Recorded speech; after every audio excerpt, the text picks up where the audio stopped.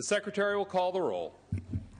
Alquist, Anderson, Berryhill, Blakesley, Calderon, Canella, Corbett, Correa, De Leon, DeSaulnier, Dutton, Emerson, Evans, Fuller, Gaines, Hancock, Harmon, Hernandez, Huff, Kehoe, LaMalfa, Leno, Ted Lieu, Carol Liu, Lowenthal, Negrete McLeod, Padilla, Pavley, Price, Rubio, Runner, Smidian, Steinberg, Strickland, Vargas, Walters, Wolk, Wright, Weiland, Yee. The absence of a quorum having been duly noted, the Sergeant-at-Arms is asked to please lock the doors and call the absent members. Will the Sergeant-at-Arms please call the absent members?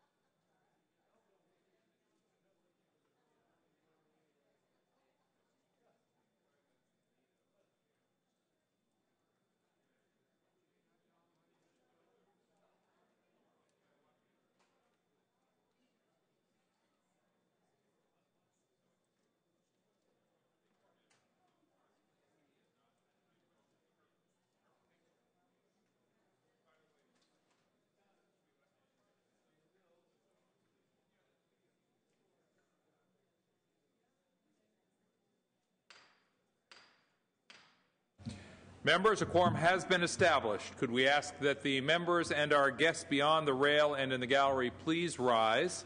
We will be led in prayer this afternoon by our guest chaplain, the Dr. Reverend Pamela Anderson from the Countryside Community Church of Esparto. Reverend? Members, please remain standing. After the prayer, we will be led in the Pledge of Allegiance to the flag by Senator Hernandez.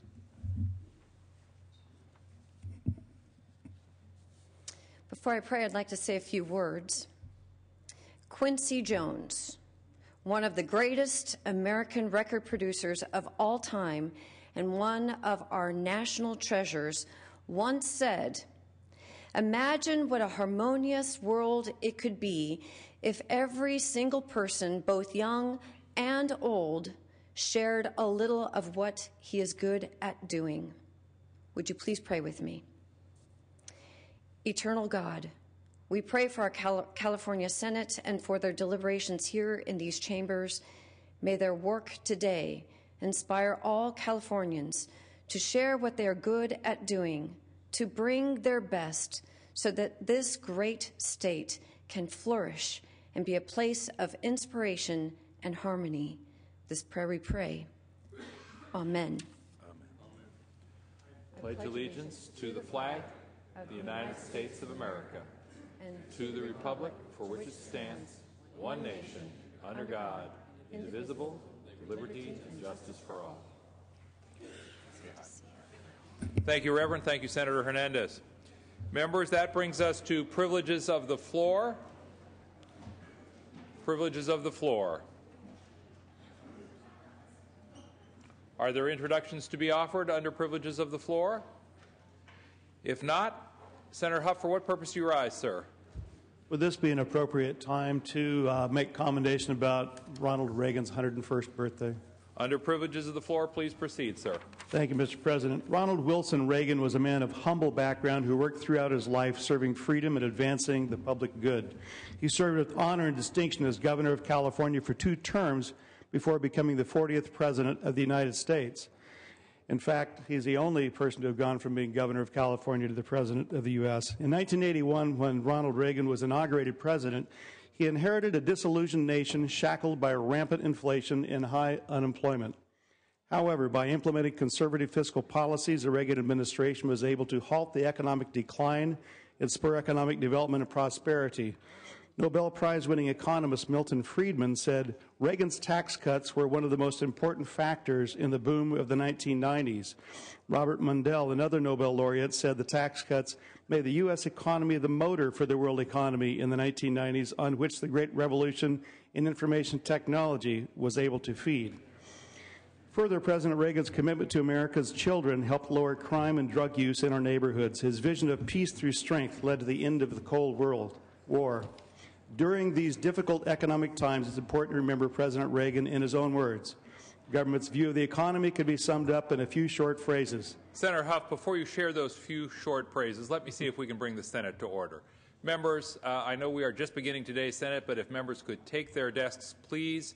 We have a number of visitors today. I know you'll want to give them all your attention. Before we get to the introduction of those visitors, however, if we could ask for quiet in the chambers. If members could take their desks unless they need to be up and about. If the Sergeant-at-Arms could help bring the chamber to order. And Senator Huff, if you will please proceed. Thank you, sir. Thank you, Mr. President, and thank you for shushing the crowd, because the next quotes from Reagan often separate us from our ideology. But President Reagan's comments were government's view of the economy could be summed up in a few short phrases. If it moves, tax it. If it keeps moving, regulate it.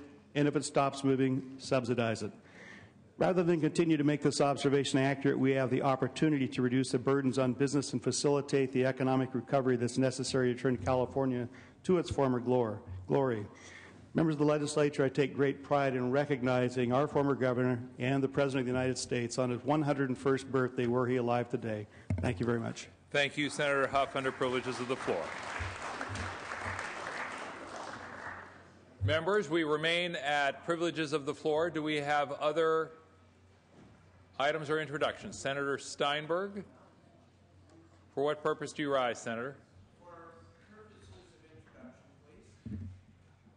Senator Steinberg will be recognized at Senator Leno's desk. Senator Steinberg, please proceed. Thank you very much, Mr. President.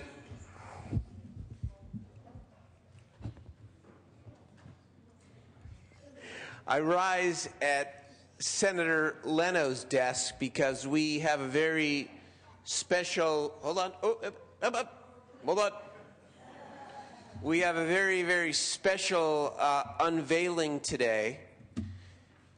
You know, we always talk about the old days and the old times and another era in the legislature. And today we are honoring 3 former members of the legislature, John Knox, Paul Priolo, and John Foran. Not just for their decades of service to our institution, but we honor them today for their continued public service and work in the community after they left the legislature. For the past 30 years, they have participated in what's called the Sacramento Seminar, a weekly gathering in San Francisco where they discuss public policy issues. The restaurant that hosts these seminars has commissioned a painting honoring their work, which we have here today in the Senate. Let me just say a few words about each of the special people who are with us today. And I think it's here to honor them. I want to welcome our dear friend, Senator John Vasconcellos, who is in the back. And of course, the former pro tem, our current state treasurer, Bill Lockyer. Give him a hand as well. First, John Foran. John, who is right here, represented my hometown of Millbrae, California for many years, served honorably in the United States Army during the Korean War and was awarded many decorations, including the Purple Heart. He represented the people of California for 23 years, combined in the State Assembly and the State Senate. He pioneered landmark environmental legislation with the Pure Air Act of 1968. That's a legacy. He had a penchant for legislation on roads and rails, created the Metropolitan Transit Commission to coordinate transit in the Bay Area, and was known to his constituents and by all those around Sacramento as Mr. Transportation. Paul Priolo, welcome to you. Bipartisan, by the way. Here we go. Served valiantly in the U.S. Navy during World War II and built a retail business that helped the economy of Santa Monica. He represented Los Angeles and Ventura counties as a 7-term assembly member and helped protect California by co-sponsoring the Alquist Priolo Earthquake Fault Act in 1972. That was prescient. From 76 to 79, Mr. Priolo served as the minority leader in the California Assembly. His reputation was the following. He set a standard for candor and civility that was matched by few others. And last but not least, John Knox. Where's Mr. Knox? There he is. Welcome. Jack, as he was affectionately known, served as the Speaker Pro Tem for 5 years in the Assembly, the presiding officer. He also served in the United States Army in Alaska during World War II. And following the war, he worked tirelessly as an activist to secure the civil rights of shipyard workers in Richmond, California. Served in the legislature, did Jack Knox, for 20 years, including sponsoring the California Environmental Protection Act of 1970. He also is the author of the famous laws that are at work every day in our local communities, establishing LAFCOs, the Local Agency Formation Commissions. He allowed professional corporations and licensed and regulated healthcare service plans. And of course, the Miller-Knox Shoreline in Richmond is named in his honor, affectionately known as the Save the Bay Bill. That's just, you can't do justice in just a few moments to 3 individuals who more than made their mark and who represented a time that I'm sure in its own way was not perfect. I'm sure it had you had your issues, but we all sort of look back upon fondly where people were here for a longer period of time. The term limits did not take hold in a way that made it more difficult to sort of forge those long-term relationships that And you're over time to the benefit of the people of California. And so the fact that you would come back, the fact that you've kept your public service alive in a different way by mentoring people and inviting speakers to your forum in North Beach and San Francisco. I'm sure the lunch was great too. We're really proud of you and really proud to honor you today on the Senate floor. And we have now, drum roll please, the painting of all three gentlemen. Isn't that great? Wow.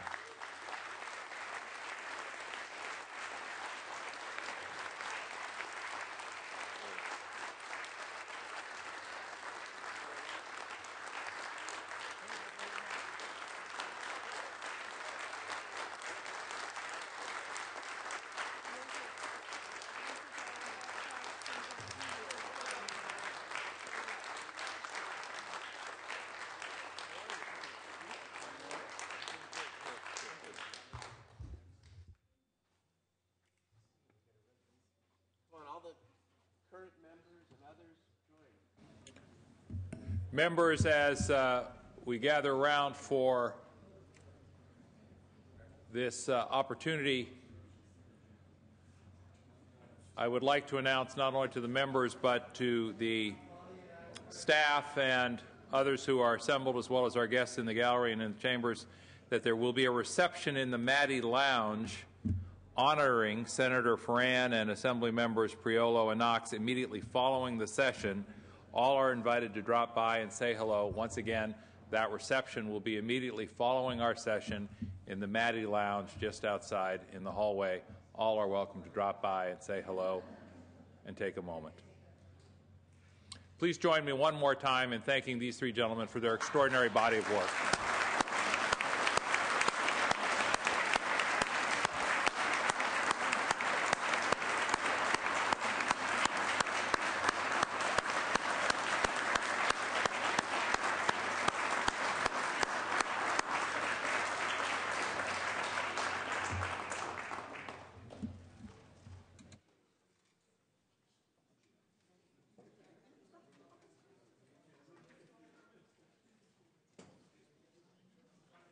Senator Wright, for what purpose do you rise? One moment, Senator Wright.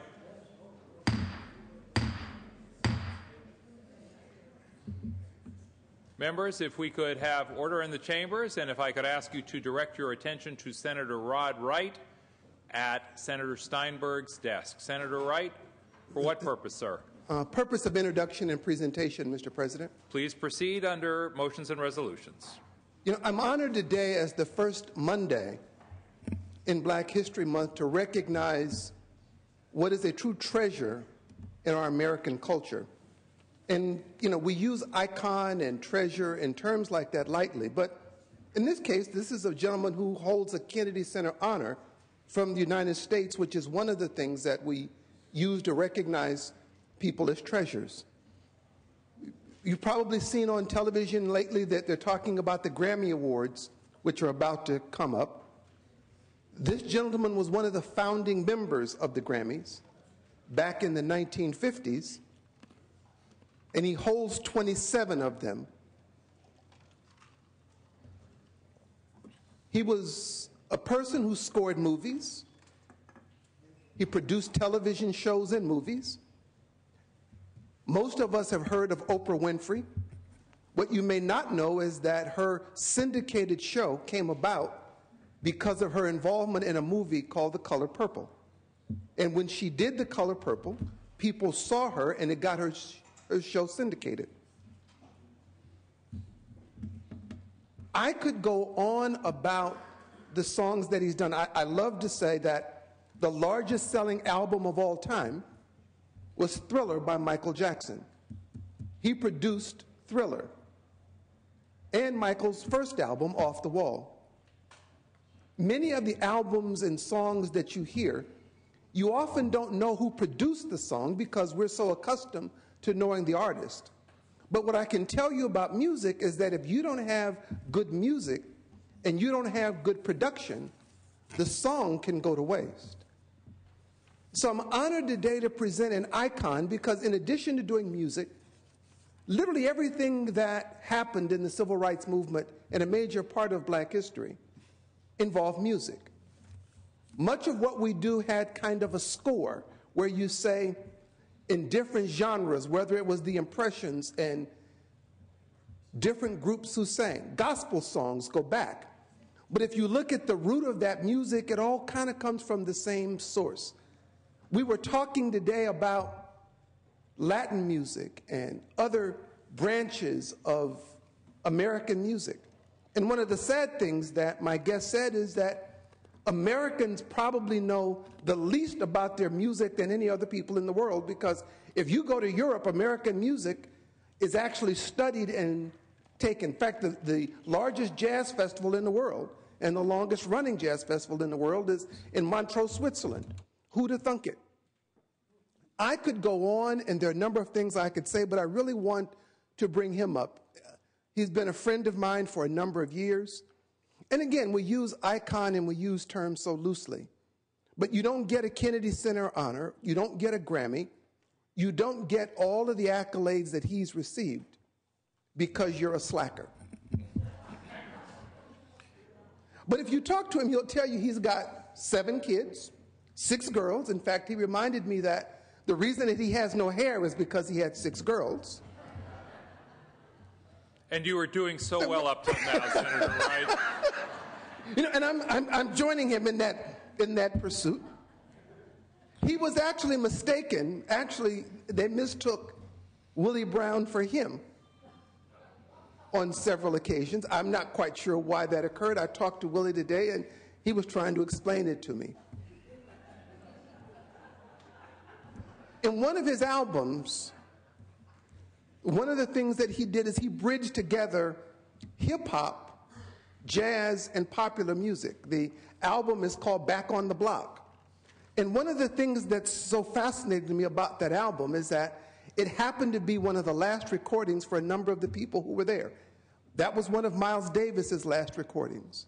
It was one of Sarah Vaughan's last recordings. It was one of Ella Fitzgerald's last recordings. There was a gentleman in that album by the name of James Moody, who was introduced by a rapper named Kool Moe Dee. How would you get Kool Moe Dee, Ice-T, Sarah Vaughan, George Benson, all on the same project? And then if you incorporate that, a guy named Joseph Zawinul, who wrote a song called Birdland that talked about a jazz club in New York that was named after a guy named Charlie Parker, who was often called Bird. There's so many stories I could say, but one of the things that's said in the album is this man can roll with Ice-T to Michael J. He rolled with Sinatra. He rolled with most of the artists who you've heard. Some people go by their first name and they say Sinatra or Benson or Beyonce. Ladies and gentlemen, this guy only goes by one letter, Q. Please welcome my guest, Quincy Jones.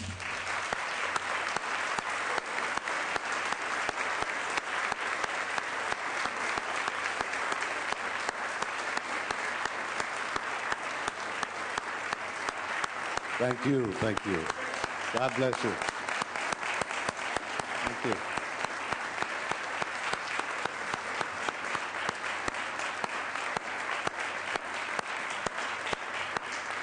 Thank you so much. So gracious, I really appreciate it. I haven't been here since I was with Willie Brown 20 years ago, and I saw his desk. They showed me that was his desk. I didn't know that. We've had a competition for years about who has the most hair. I had 2 strings more 2 years ago. I had a couple of strings more than him, but we're still got a little shootout going. But I just wanted to thank you, how honored I am to have you to take this time. I know how busy you are. I know this is one of the peaceful days. I can only imagine. I was in the White House for 8 years with Clinton, and I got to see how everybody rolls. And since I'm here, I'd like to thank Rod Wright and Holly and all the beautiful people that have been so beautiful, spoiled me to death, and running the 30 pounds off of me while I've been here. And since this is a place you get heard, I'd also like to say one thing about us one day having the pleasure of having a minister of arts in America. We're the only country in the world that does not have a minister of arts.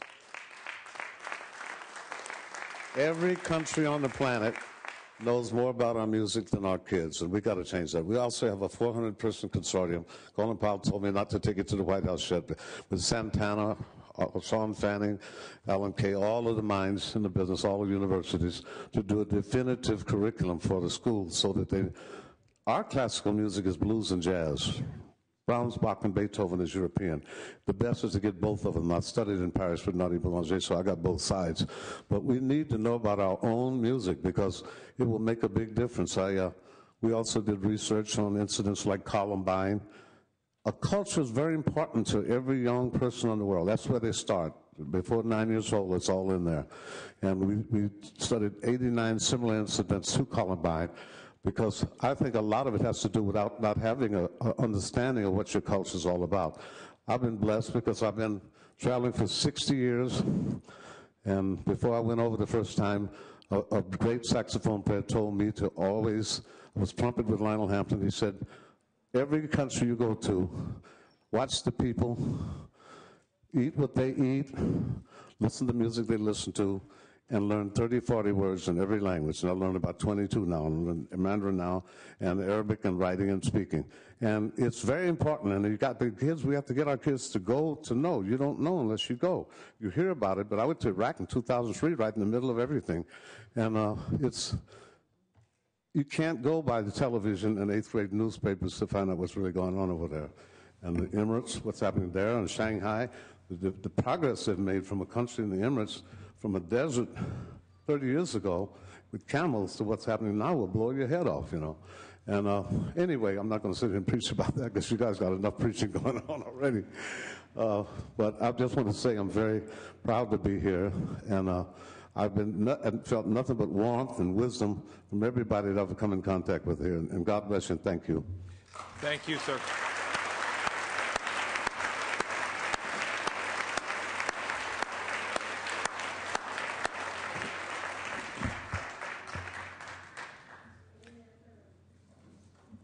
Members, please join me one more time in welcoming and thanking our guest, Mr. Quincy Jones.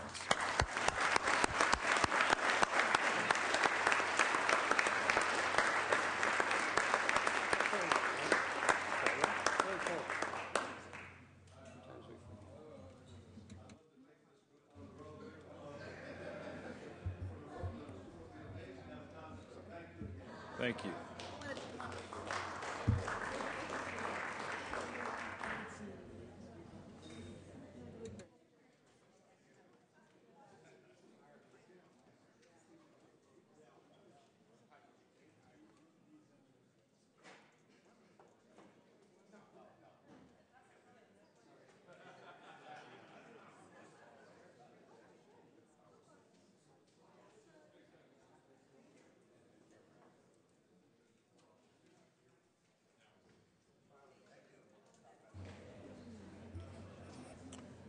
Senator Anderson, for what purpose do you rise, sir?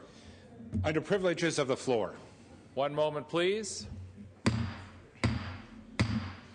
Members, if you could give your attention to Senator Anderson. Senator Anderson, please proceed. Well, this has been a big day here on the floor with a lot of important people, and today I have a Chamber of Commerce that's very important to me and very prominent in my district. And if you look to the back, we have the Lakeside Chamber of Commerce.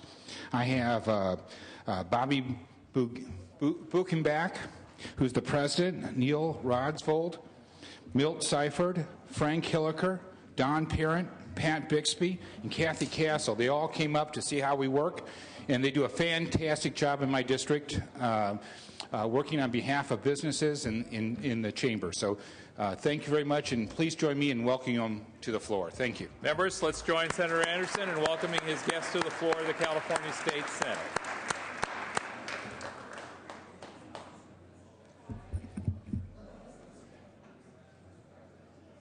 Senator Calderon, for what purpose do you rise, sir? At Senator Steinberg's desk for the purposes of introduction first. Senator Calderon, one moment, please. Let's see if we can't let some of our guests leave the floor, perhaps ask members to take their places if possible. One moment, Senator Calderon.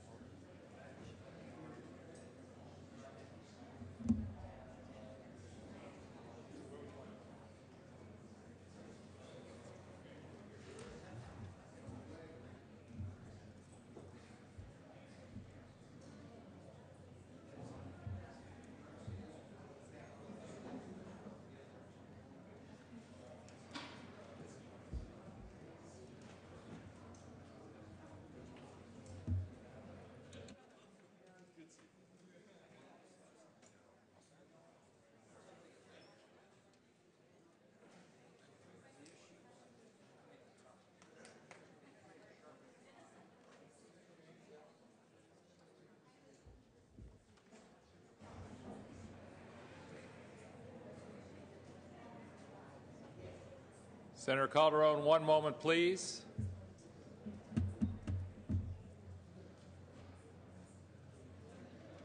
We want your guest to be recognized with the attention of the Senate, as is appropriate under these circumstances. All right, then, members.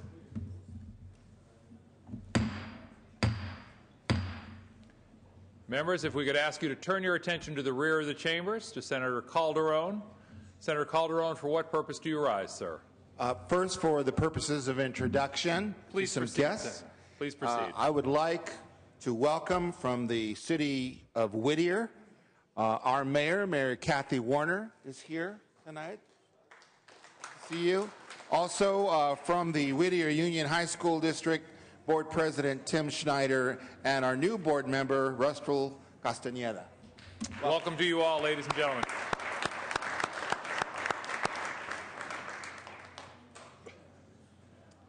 Once again, I would like to thank the Senate Secretary for allowing me to speak after Rod Wright and Quincy Jones.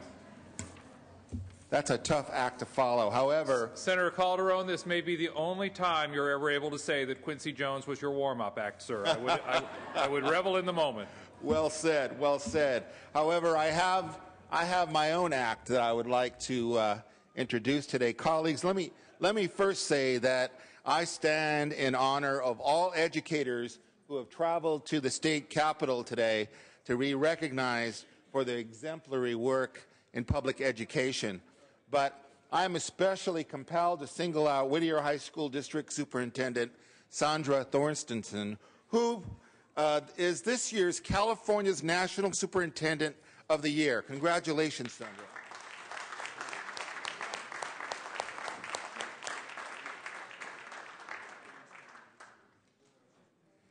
I'm deeply proud of this wise and very compassionate administrator whose philosophy is one we should all adopt: quality and equity for all students.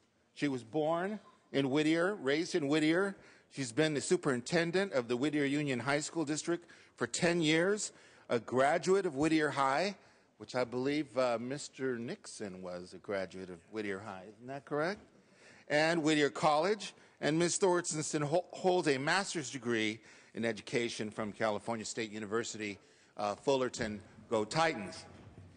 She, in fact, has spent 34 years serving her district, first as a teacher, then as an assistant principal, then a principal, then an assistant superintendent of educational services, and now, finally, superintendent. And what a difference she has made, transforming thousands of her that are mostly Latino students into high academic achievers, all the way to graduation. Members of the California State Senate, once again, California National Superintendent of the Year, Sandra Thorstenson, to whom I now present a California State resolution for her life's work in advancing and strengthening public education in this great state.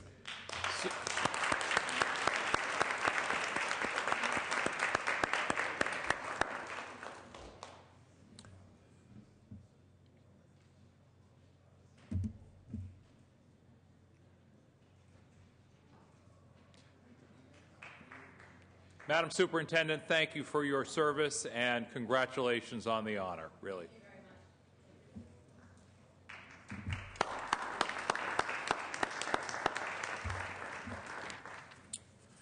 Thank you, Senator Calderon. Members, we are at motions and resolutions. Do we have other items under motions and resolutions? If not, we will move to messages from the governor, which will be deemed read, messages from the Assembly, which will be deemed read, reports of committees, which will be deemed read, and amendments adopted. Under motions and resolutions, once again, members, without objection, the following bills with floor amendments will be deemed read and the amendments adopted. We have just one. It is file item 62, SCR 61 by Senator Evans. Without objection, so ordered. Are there any other items under motions and resolutions? Then we are at introductions and first reading of bills. Mr. Secretary, are there measures to read? Then please read. Senate Bill 996 by the Committee on Public Employment and Retirement and Act relating to the County Employees Retirement Law of 1937. Senate Bill 997 by Senator Strickland, an act relating to environmental quality. Senate Bill 998 by Senator De Leon, an act relating to energy. And without objection, bills are deemed read. Members, we have no items on consideration of the daily file. Returning to motions and resolutions, Senator Corbett, Senator Steinberg.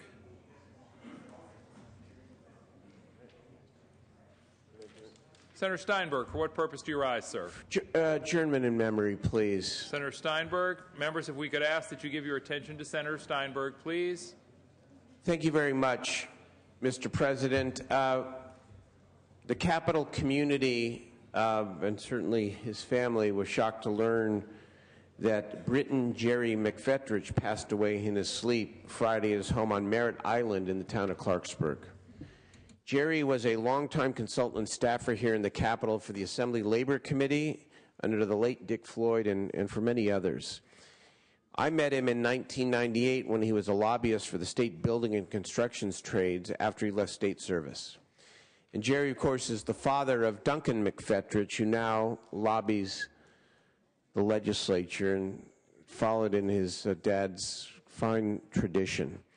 After he retired, Jerry moved to Clarksburg, where he became a grape grower and part of the local color of the community. I know I would see him all around town in bookstores and seemed to really be enjoying his retirement. And just last month, the Bee had an article about Jerry's efforts to restore the World War I era victory trees along the Freeport along the town of Freeport, south of San Francisco. He was a father, a grandfather, and a friend to many, many in the state capitol. I know he's personally close to Greg Schmidt, our secretary, and to others. And our condolences go out to Duncan, the entire family. We're very, very sorry. Senator Steinberg, thank you. And if we could ask Senator Steinberg that you be sure to bring the name forward to the desk so that Mr. McFetrich can be properly memorialized. Senator Corbett, for what purpose do you rise? Adjourn in memory. Please proceed, Senator. Thank you very much, Mr. President. I rise today to request that we adjourn in the memory of two outstanding members of the East Bay community. Elmer Costa passed away last week at the age of 93. He was a veteran of the United States Army, serving in Europe in World War II and participating in the Battle of the Bulge. He returned back to California to raise his family in San Leandro and worked many years for Western Electric. He was a noted professional boxing referee as well, and ultimately he served as the Senate's appointee to the State Athletic Commission from 1995 to 2002. He also served on the San Leandro Human Rights Commission. He leaves his sons, Steve and Ken, and their families, including Amy Costa, who formerly served on the pro tem staff, and he will be sorely missed. I ask that we adjourn in his memory. Thank you, Senator. Also, Mr. President, passing recently was George Laidman of Castro Valley. George was also 93 years old and a veteran of the United States Navy, served on the USS Saratoga in the Pacific during World War II. He had a long career as an electrician and was a lifelong member of the International Brotherhood of Electrical Workers. He was a sportsman and an active boating enthusiast. He leaves his wife, Beatrice, many friends and family members, including his nephew, the Secretary of our Senate, Greg Schmidt. Ironically, he was a very good friend of Mr. Costa, and our condolences go to his family. Both of these individuals were part of the greatest generation who fought proudly to defend our country, returned to established families and careers, and were a part of the great tale of American prosperity. As they pass on, we acknowledge our debt to them, and we salute them all. Thank you, Mr. President. Thank you, Senator Corbett. Senator Evans, for what purpose do you rise? Adjourn in memory. Please proceed, Senator. Thank you, colleagues. Today I adjourn in memory of retired Sonoma County Superior Court Judge Rex Sater. Judge Sater was, we're not supposed to play favorites, but was one of my favorite judges on the Sonoma County Superior Court bench when I was in practice there. He was appointed in 1976 by Governor Jerry Brown. He served for over 20 years and retired in 1997. And what I remember most about him is he sported a full beard and he wore Birkenstock sandals under his judicial robes. And he had a great sense of humor, and he was a faithful Grateful Dead fan. He also was the family law judge for many, many years, and I had the opportunity to appear before him several times as a young lawyer on some family law matters. And he taught me something that I've always remembered, and which is now a statewide standard. In family law cases, he would always send the husband and the wife outside in the hallway and say, "You folks, give it a good hard try, because I can guarantee you you're going to come to an agreement that you will be more happy to live with than if I impose that agreement on you." And that's basically become the statewide standard, that parties will meet and confer in almost every dispute before taking it to the judge for determination. And it's something that I've learned to ask my own clients to do in my own law practice. In addition to his wife, Kate, who is a lovely woman in Santa Rosa, he is also survived by his daughter Amy and Rachel, and five grandchildren. And he was a wonderful man and a great judge, and he'll be sorely missed. Thank you, Senator Evans. Senator Evans, if you could bring the name forward to the desk, please, to be sure that the judge's passing is properly memorialized. And Senator Evans, Senator Corbett, and Senator Steinberg, we would ask that you convey the sympathies of the Senate to friends and families of those who've passed away, and thank them for their service and the good work they've done for the community as well. Members, are there any other items under motions and resolutions? Any other items under motions and resolutions? If there is no other business, Senator Steinberg, the desk is clear. Thank you very much, Mr. President. Session will resume Thursday at 9 o'clock. Thank you, Senator Steinberg. Members, as you've just heard, the Senate will be in recess until 3:30, at which time the adjournment motion will be made, and then we will reconvene Thursday morning at 9 a.m. Without objection, we are in recess.